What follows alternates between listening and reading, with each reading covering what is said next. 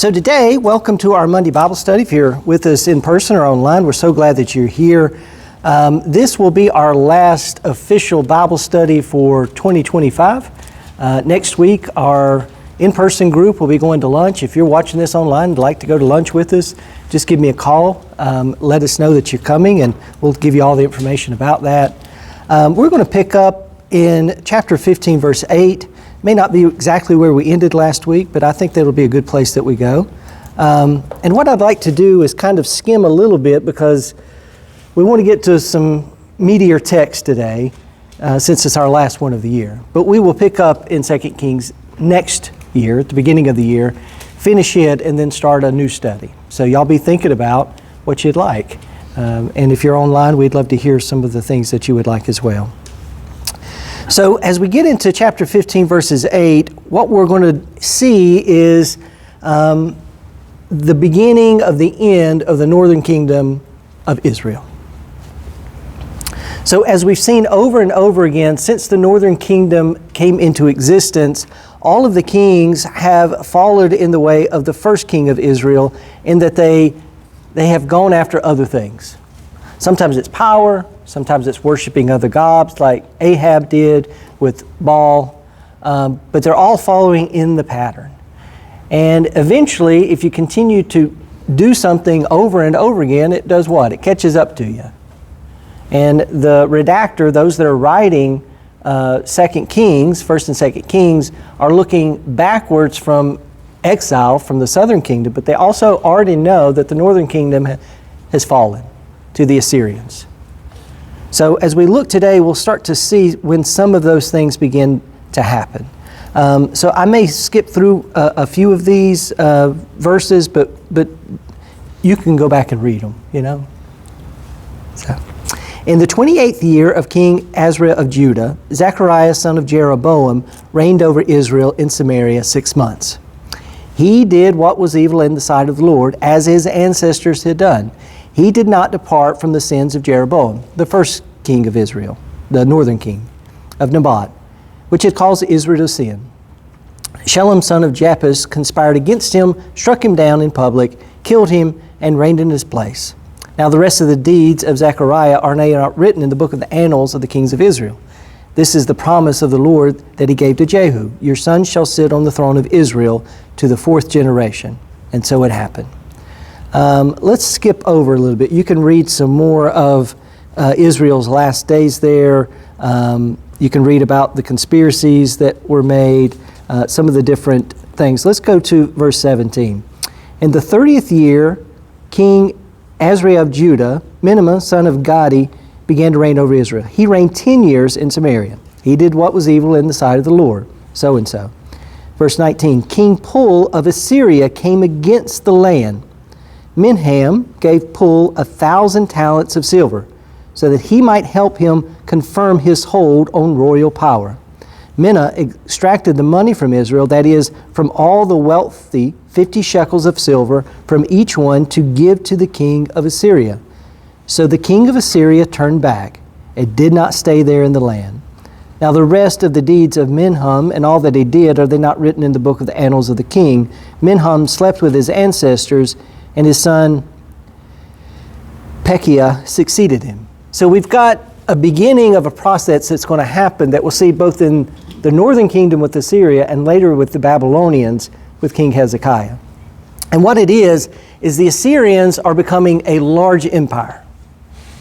And as they continue to grow, the more they grow, the more influence they have on other regions. And their growth hasn't expanded all the way, but there's the sense is, in the northern kingdom of Israel, we need to make nice with the Assyrians. So what do? They bribe them. They give them money to keep them at what? At bay. We're going to see the southern kingdom do that with Babylon. The reality is, that's a temporary fix. Because once you give somebody something, do you think that's all they want? Y'all remember The Magnificent Seven? Remember that movie? It's based on a Japanese movie. You got farmers and the gangs are coming and taking their stuff. Once they take their stuff, do you think they're not going to come back and take more and more and more? And that's what empires do. The Assyrians are no different. And the Babylonians would be no different. And Israel and Judah are small. And they become little vassals of a larger empire. And as we'll see, more and more of Assyrians' influence comes, and it becomes destructive over time. And where we'll see the southern kingdom of Judah, when the Assyrians come, we'll see that they're able to stand because they've been more faithful. But even with their faithfulness, they're kind of on a downward spiral as well. So let's continue a little bit. In the 50th year of King Azariah of Judah, Pekahiah, son of Menah, began to reign over Israel and Samaria. He reigned 2 years. He did what was evil in the sight of the Lord, and so on. Pekah, son of Remaliah, his captain, conspired against him with 50 of the Gileadites, attacked him in Samaria, in the citadel, the place along with Egor, and so on. They killed him and reigned in his place. So we're seeing more and more turmoil, more and more turnover in the northern kingdom. In the 52nd year of King Azariah of Judah, Pekah, son of Remaliah, began to reign over Israel and Samaria. He reigned 20 years. He did what was evil in the sight of the Lord, so on. In the days of King Pekah of Israel, King Tilgath-Pilzer of Assyria came and captured Ijon, Abel-Beth-Maachah, Janah, and so forth, and Galilee, all the land of Naphtali, and he carried the people captive to Assyria. So Israel is watching as the new emperor, the new king over Assyria, is conquering lands around them and taking captives back to live in Assyria. So as you see this happen, Israel's got to know, the northern kingdom's got to know that it's coming for them too. You know, if we were to think about World War II, and you see Germany invade Poland, well, do you think they're going to end with Poland? No. That's the same thing we see in Russia and Ukraine today. You know, when somebody does something like that, are they content with just what they got, or do they want more? You know, we see that with Walmart. You know, Walmart comes into every community. They want every community, good or bad. I go to Walmart. It's okay. I don't like going to Walmart, but I go. But you know, you're going to keep going. I mean, very rarely are people satisfied with what they got. They want to continue to outstretch. Then Hosea, son of Elah, made a conspiracy against Pekah, attacked him, killed him. He reigned in his place in the 20th year of Jotham, son of Uzziah. Now, the rest of the acts of Pekah and all he did, are they not written? In the 2nd year of King Pekah, son of Remaliah of Israel, King Jotham, son of Uzziah of Judah, began to reign. He was 25 years old and began to reign, and reigned 16 years in Jerusalem. So we go back to the southern kingdom. His mother's name was Jerusa, daughter of Zadok. He did what was right in the sight of the Lord, just as his father Uzziah had done. Nevertheless, the high places were not removed, and the people still sacrificed, made offerings at high places. He built the upper gate of the house of the Lord. Now the rest of the acts of Jotham and all he did, are they not written in the book of the annals of the kings of Judah? So we go back to the southern kingdom of Judah. We've got a new king. He, like his father, does pretty well, but still not all the way. We're not until we get to Hezekiah to see a king that goes all the way as being a good king. But he still has his flaws too. Let's skip over.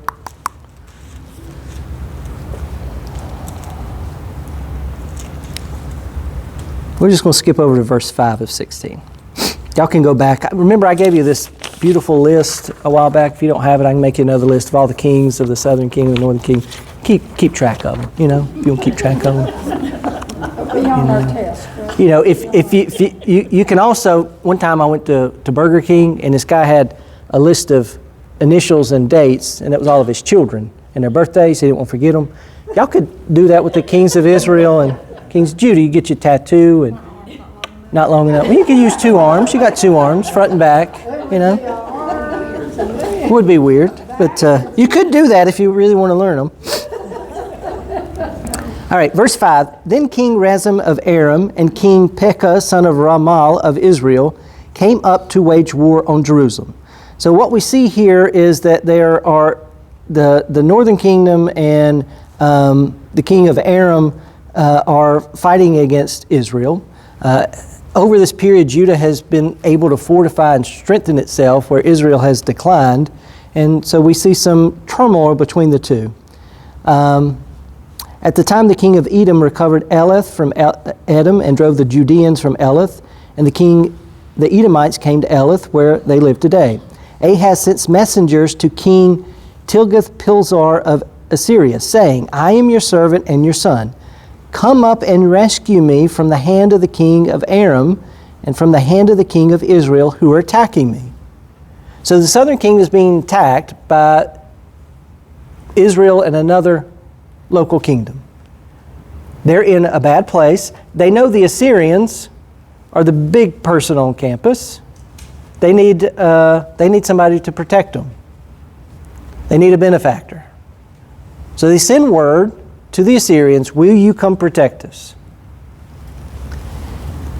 Ahaz took the silver and gold found in the house of the Lord and in the treasuries of the king's house and sent a present to the king of Assyria. The king of Assyria listened to him, and the king of Assyria marched up against Damascus and took it, carrying its people captive to Kir, then killed Rezin. When King Ahaz went to Damascus to meet King Tilgath-Pilzar of Assyria, he saw the altar that was at Damascus. So he's in Syria looking at the altar of the other people, the Arams. And King Ahaz sent to the priest Uriah a model of the altar, its pattern, its exact in all its details, and the priest Uriah built the altar in accordance with all that King Ahaz had sent from Damascus. Just so did the priest Uriah build it before King Ahaz arrived in Damascus. When the king came from Damascus, the king viewed the altar. Then the king drew near to the altar, went up to it, and offered his burnt offerings and his grain offerings, poured his drink offerings, and dashed the blood of his offerings of well-being against the altar. The bronze altar that was before the Lord he removed from the front of the house, from the palace between his altar and the house of the Lord, and put it on the north side of the altar. King Ahaz commanded the priest Uriah, saying, upon the great altar offer the morning and burnt offering, and evening grain offering, and the king's burnt offering and his grain offering, with the burnt offering all the people of the land. So on, so on, so on. The priest Uriah did everything that King Ahaz commanded. King Ahaz cut off the frames of the stands, removed the laver from them. He removed the sea from the bronze oxen that were under it, and put it on the pediment of stone. The covered portal for the use of the Sabbath had been built inside the palace, and the outer entrance for the king he removed from the house of the Lord. He did this because of the king of Assyria. So what is he doing? He's changing, he's remodeling the temple to be appealing to who? The king of Assyria. He's trying to fit in with his new what? And in doing so, he's removing the very things that Solomon were instructed to what? To build. We go back to our lesson on Solomon, and we looked at the temple. He's redoing everything that's been done.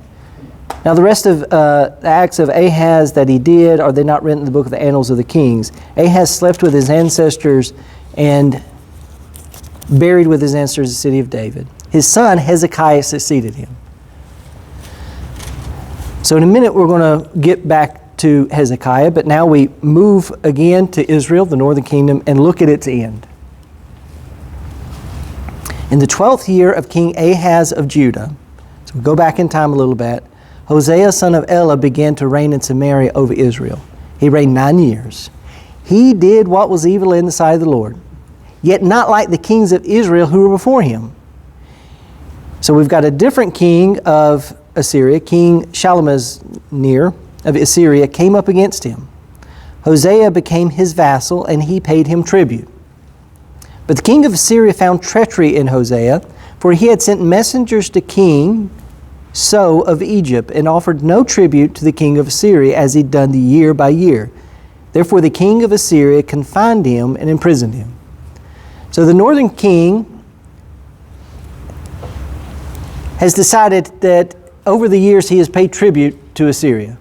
At some point he decides he's not going to do it anymore. He's going to align himself with Egypt,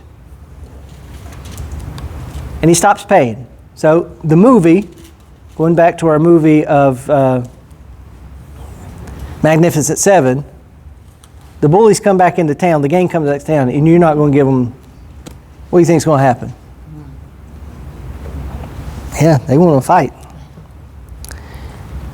Now we're told this occurred because the people of Israel had sinned against the Lord their God. Oh, let me go back. Let's see.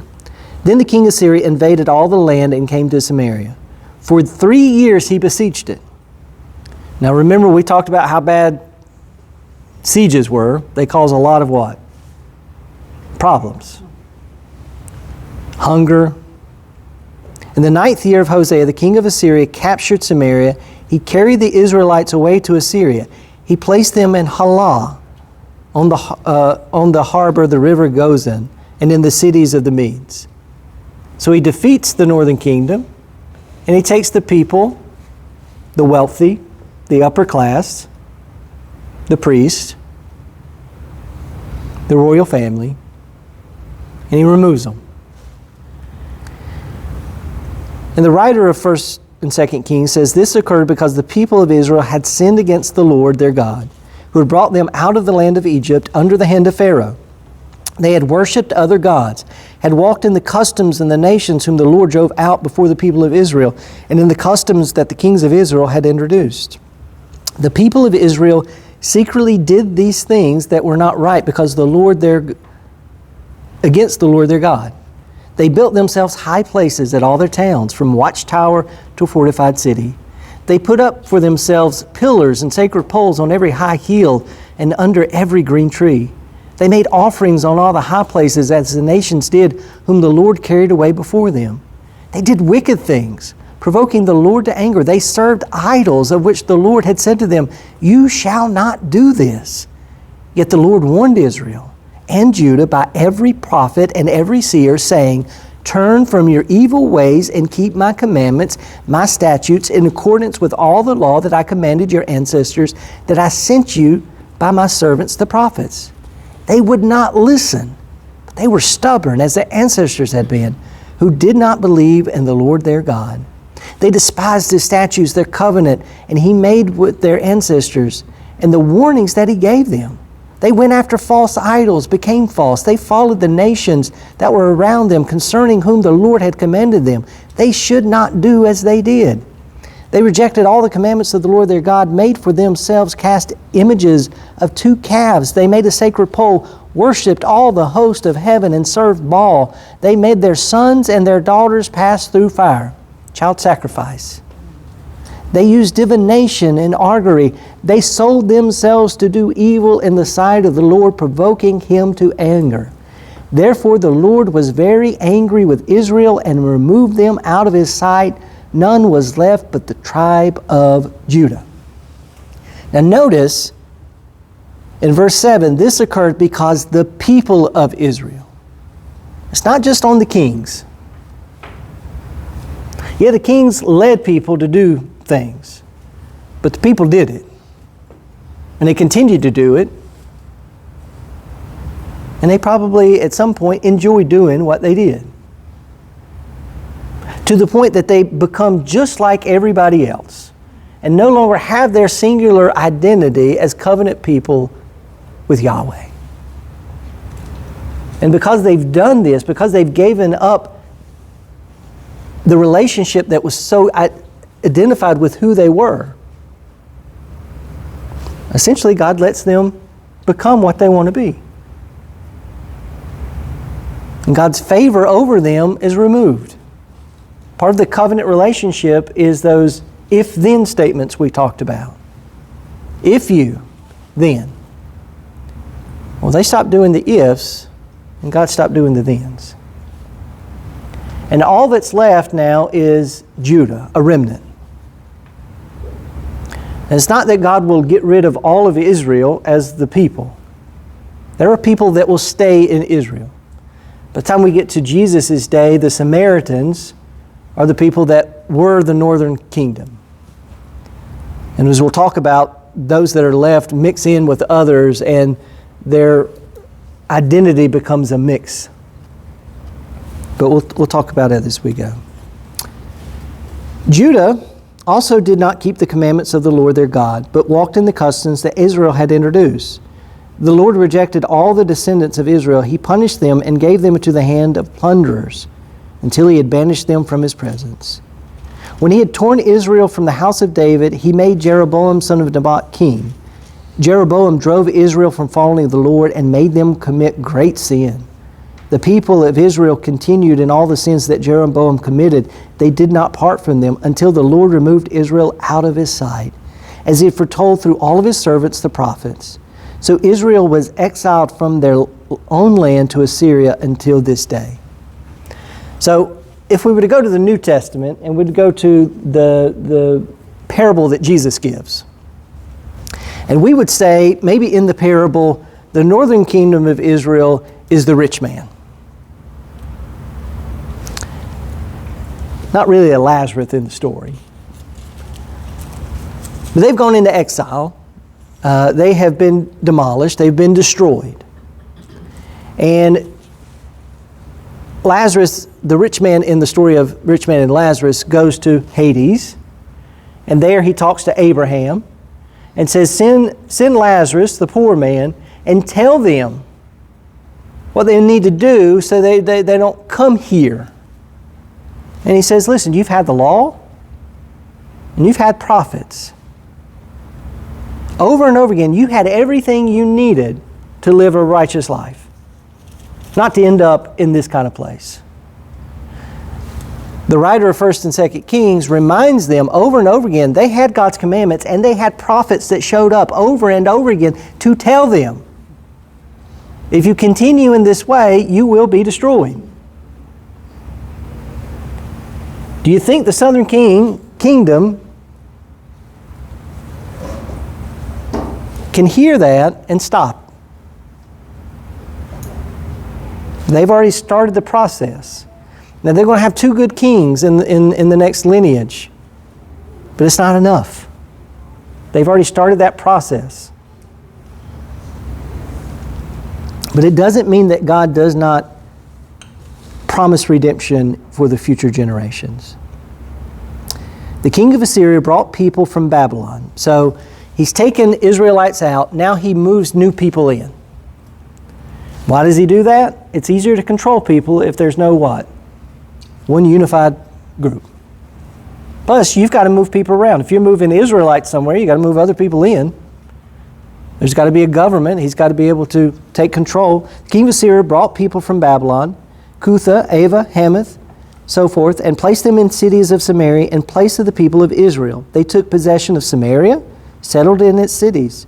When they first settled there, they did not worship the Lord. Therefore, the Lord sent lions among them, which killed some of them. So the king of Assyria was told, the nations that you have carried away and placed in the cities of Samaria, do you not know the law of the God of the land? Therefore, he sent lions among you. They are killing them, because they do not know the law of the God of the land. Then the king of Assyria commanded, send there one of the priests whom you carried away from there. Let him go and live there and teach them the law of God of the land. So one of the priests whom they had carried away from Samaria came and lived in Bethel. He taught them how they should worship the Lord. So a priest from Israel is sent back to where?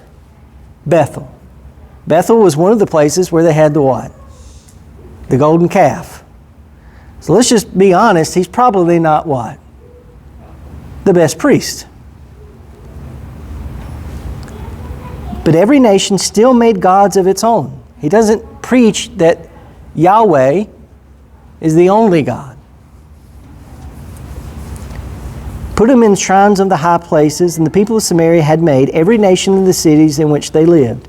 And the people of Babylon made Sudak-Benoth, the people of Cuth made Nagal, the people of Hamath made Ashima, and the Avitites made Nipah, and the Takak, and so on.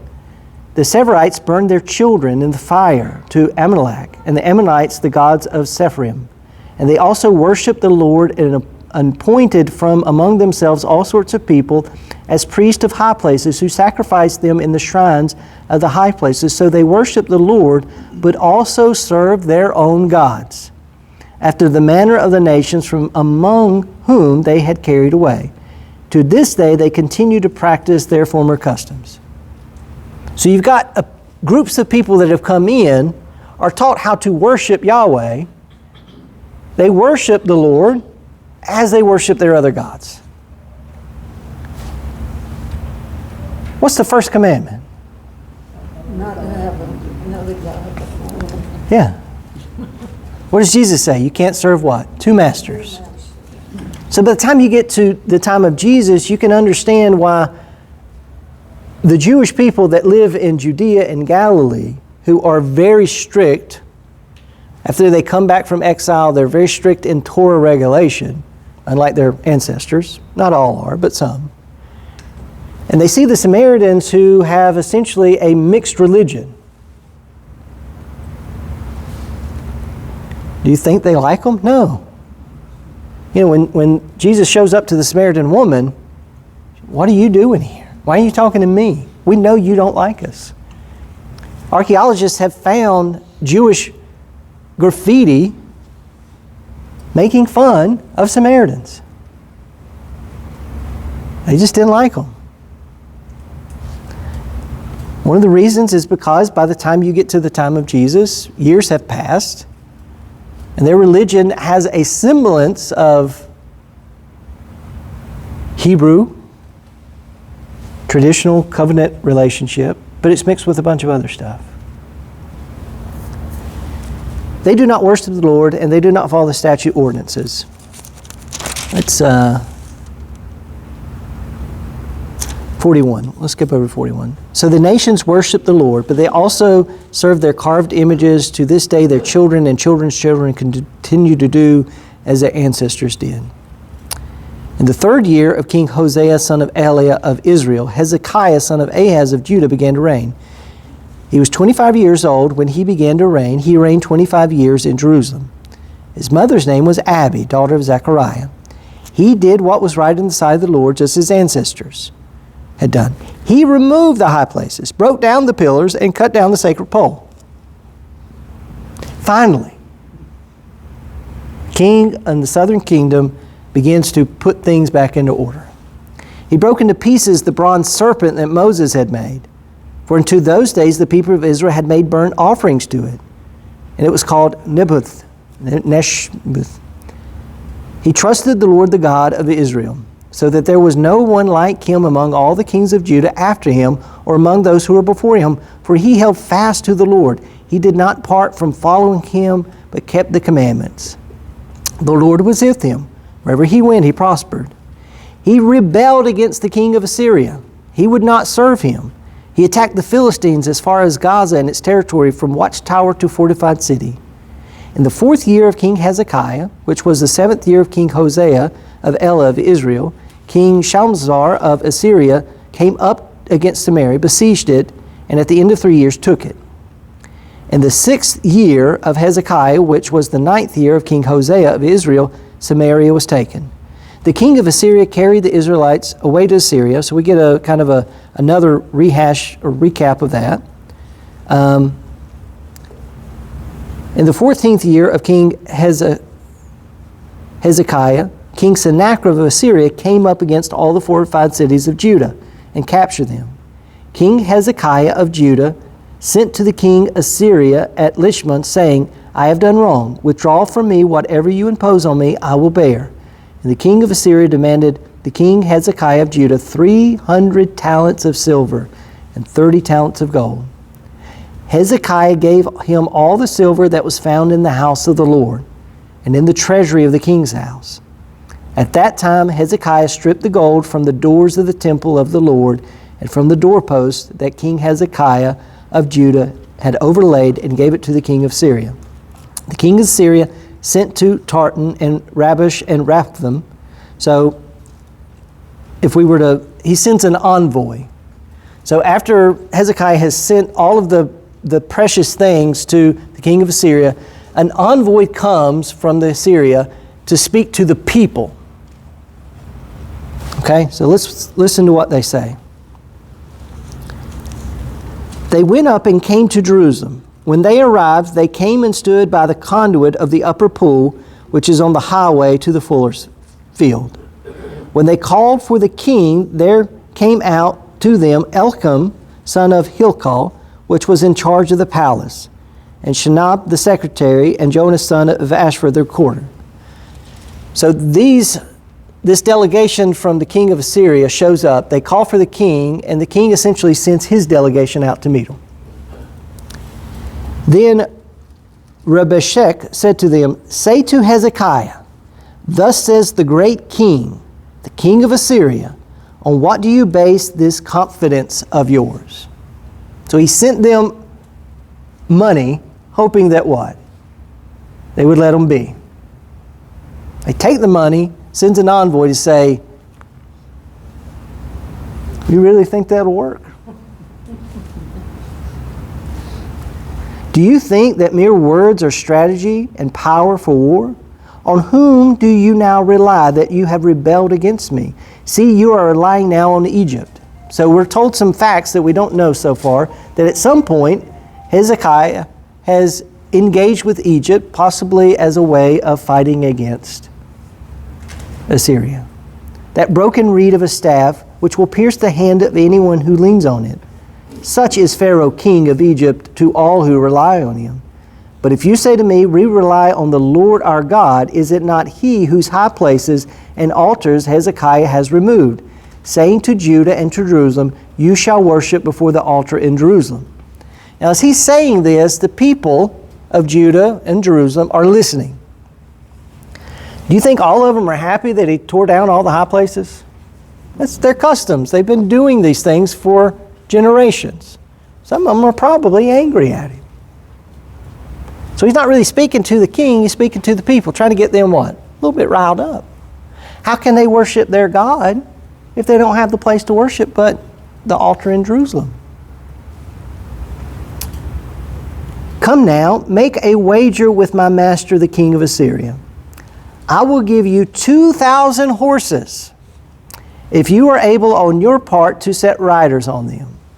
Essentially, the king will give you 2,000 horses, but we don't think you got 2,000 soldiers that would fight against us.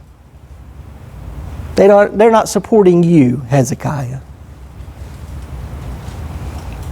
"How then can you repulse a single captain among the least of my master's servants, when you rely on Egypt for charioteers and for horsemen? Moreover, it is without the Lord that I have come against this place to destroy it. The Lord said to me, go up against this land and destroy it." Then Elkim, son of Hilkiah, and Shenab and Joah, son of so forth, "Please speak to your servants in the Aramaic language, for we understand it. Do not speak to us in the language of Judah within the hearing of the peoples who are on the wall." Would y'all stop speaking in their language? But Raphael said to them, "Has my master sent me to speak these words to your master and to you, and not to the people sitting on the wall, who are doomed with you to eat their own dung and to drink their own urine?" Because we're going to come and what we did to Israel, we're going to do to you. We're going to besiege y'all for 3 years till you essentially are starved to death. Then Raphael stood and called out in a loud voice in the language of Judah, "Hear the word of the great king, the king of Assyria. Thus says the king, do not let Hezekiah deceive you, for he will not be able to deliver you out of my hand. Do not let Hezekiah make you rely on the Lord by saying, the Lord will surely deliver us, and this city will not be given into the hand of the king of Assyria. Do not listen to Hezekiah, for thus says the king of Assyria, make your peace with me, and come out to me. Then every one of you will eat from your own vine and your own fig tree, and drink water from your own cistern, until I come and take you away to a land like your own land, a land of grain and wine, a land of bread and vineyards, a land of olive oil and honey, that you may live and not die." So the king of Assyria is promising the people, if they would just come out to him, essentially, put down your weapons, give up, I will take you as captives and put you in a beautiful land, flowing with milk and honey. He's essentially putting his place in the place of God, and he's being the liberator like God was with Egypt. He's making a mockery.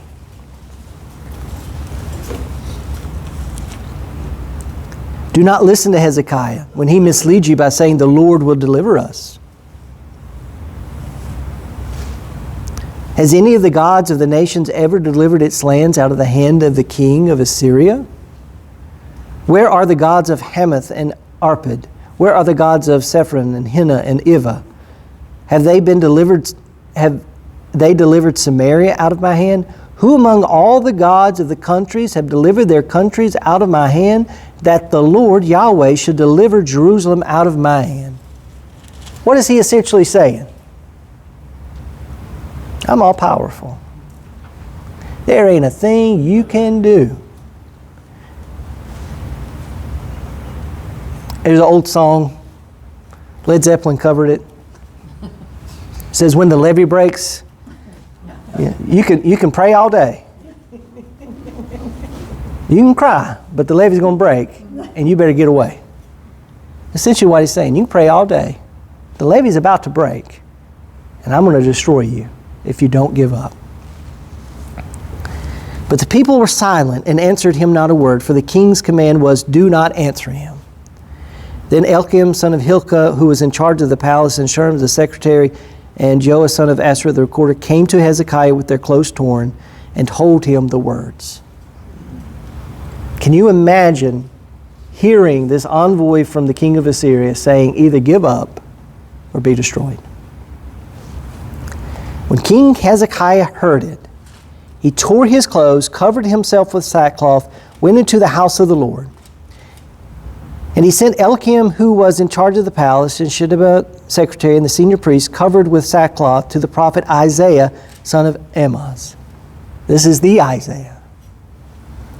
They said to him, thus says Hezekiah, this day is a day of distress, of rebuke, and of disgrace. Children have come to birth, and there is no strength to bring them forth. It may be that the Lord your God heard all the words of Rebekah, whom his master the king of Assyria had sent to mock the living God, and will rebuke the words of the Lord your God has heard. Therefore lift up your prayer for the remnant that is left. When the servants of Hezekiah came to Isaiah, Isaiah said to them, say to your master, thus says the Lord, do not be afraid because of the words that you have heard, with which the servants of the king of Assyria have reviled me. I myself will put a spirit in him, so that he shall hear a rumor and return to his own land. I will cause him to fall by the sword of his own land. So Isaiah says to Hezekiah through the messengers, go and tell him, do not be afraid. It's kind of hard to hear when you're utterly afraid. That he will send a spirit to the king of Assyria that will trick him into going back to his land, and there he will die. Then Rapshah returned and found the king of Assyria fighting against Libon, for he had heard that the king had left Lachish. When the king heard concerning king of Ethiopia, see, it is set out to fight against you, he sent messengers again to Hezekiah, saying, thus shall you speak to King Hezekiah of Judah. Do not let your God on whom you rely deceive you by promising that Jerusalem will be not given into the hand of the king of Assyria. See, you have heard what the kings of Assyria have done to all lands, destroying them utterly. Shall you be delivered? Have the gods of the nations delivered them, the nations of my predecessors? Where is the king of Hamath, the king of Arpha, the king of the city of Sephon, so forth? Hezekiah received the letter from the hand of the messengers and read it. So Isaiah has already promised him that everything's going to be good. At some point, maybe, because he's not given up, the king of Assyria, who's in battle, hears of it, writes him a letter and says, are you kidding me? Nobody who has ever come against us has ever survived. Hezekiah gets the letter, reads it, Hezekiah goes up to the house of the Lord, spreads it before the Lord, and Hezekiah prayed before the Lord and said, O Lord, the God of Israel, who are enthroned above the cherubim, so you are God, you alone, of all the kingdoms of the earth. You have made heaven and earth. Incline your ear, O Lord, and hear. Upon your eyes, O Lord, and see. Hear the words of Sennacherib, which he has sent to mock the living God. Truly, O Lord, the kings of Assyria have laid waste and nations their lands. They have hurled their gods into the fire, though there were no gods but the work of human hands, wood and stone. So they were destroyed. So now, O Lord our God, save us, I pray, from this hand, so all the kingdoms of the earth may know that you, O Lord, are God alone. Then Isaiah, son of Amoz, sent to Hezekiah, saying, Thus says the Lord, the God of Israel, I have heard your prayer to me about the king Sennacherib of Assyria. This is the word that the Lord has spoken concerning him. She despises you. She scorns virgin daughter Zion. She tosses her head behind her back, daughter Jerusalem, whom you have mocked and reviled, against whom you have raised your voice and haughtily lifted your eyes, against the Holy One of Israel. But your messengers you have mocked the Lord, and you have said, With many chariots I have gone up against the heights of mountains to the far recesses of Lebanon. I have felled its tallest cedars, its choicest cypress. I have entered its farthest retreat, its densest forest. I have dug wells and drank from foreign waters. I dried up the sole of my foot on all the streams of Egypt. Have you not heard that I determined it long ago?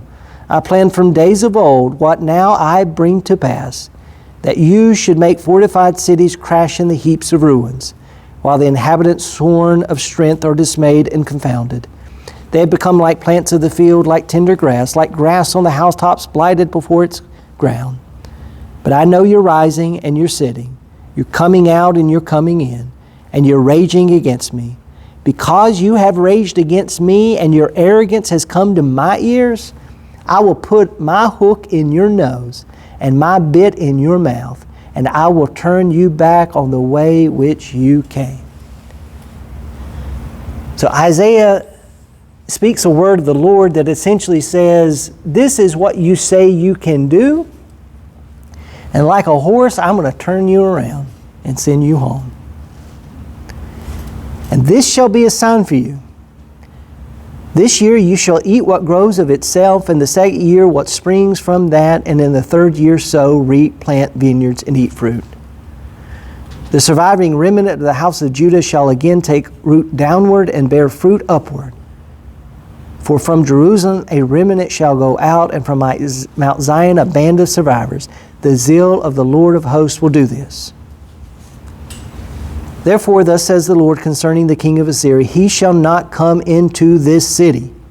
Shoot an arrow there, come before it with shield, or cast up a siege ramp against it. By the way that he came, by the way he shall return. He shall not come into this city, says the Lord. For I will defend this city to save it, for my own sake and for the sake of my servant David. That very night the angel of the Lord set out and struck down 185,000 in the camp of the Assyrians. When morning dawned, they were all dead bodies. Then King Sennacherib of Assyria left, went home, and lived at Nineveh. As he was worshiping in the house of his god, Norsha, sons of Adramelech, Shalazar killed him with the sword. They escaped into the land of Arad, and his son Esarhaddon succeeded him. So we see within here God's ability to stop this Assyrian attack. We're going to have to stop there today. What I want you to do over the next weeks is continue reading. Hezekiah is going to become ill. He's going to pray. Isaiah's going to come. He's going to continue to do things well, but he's going to have a very bad king follow him, and then another good king. But what we'll see is this sense that Assyria could not take Jerusalem, and we don't get a lot of detail here. But there becomes a sense within Judah's mentality is that God will always defend Jerusalem. to the point that it becomes an overestimation of what's going to happen in the future when the Babylonians come. Yes, they were able to withstand Assyria, but the next empire that comes up, Babylon right now during the Assyrian Empire is not an empire yet, but eventually it will overpower Assyria. Another thing I want you to think of is, how much do you think the people of Judah and Israel hate Assyria? How much do you think they hate them? A lot. So when you get to the book of Jonah, which is written much later, and Jonah is told to go to the heart of the Assyrian Empire and to preach. And he does, and they repent, and he gets mad about it. It's because he hates them. He didn't go, he wasn't a reluctant prophet because he didn't want to do God's will. He was reluctant because he didn't want to go preach, because he says to God at the end of Jonah, I knew you are full of mercy and grace. And it's a story for us to go back during this period, is to say, God even loves those people. And that's hard. Similar attitude from some people in churches today. Yeah. Yeah. It's a hard word. But when you go back to these, when you get to the book of Jonah, go back to these kind of feelings that you read in here. I mean, how much the Assyrian king is mocking. You know, they hated them. Yet God was willing to what? In the story of Jonah, forgive. To the point that Jonah himself says, I wish I'd have just died. I'd rather just die than see this happen. So, we'll pick up in the new year. We'll finish 2 Kings, and then y'all be thinking about what y'all would like to do. And let me end us in a word of prayer. Gracious God, we are so thankful for the way that you love us, that care for us. As we approach Christmas in the next coming weeks, as a church, as we prepare ourselves for Christmas, we know that at Christmas, the coming of Christ, the Messiah, the King of Kings, and the Lord of Lords, is the greatest gift that any of us could receive.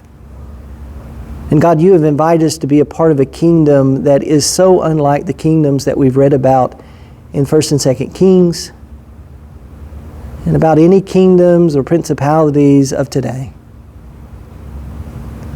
For it is a kingdom that calls each of us to live and to serve one another,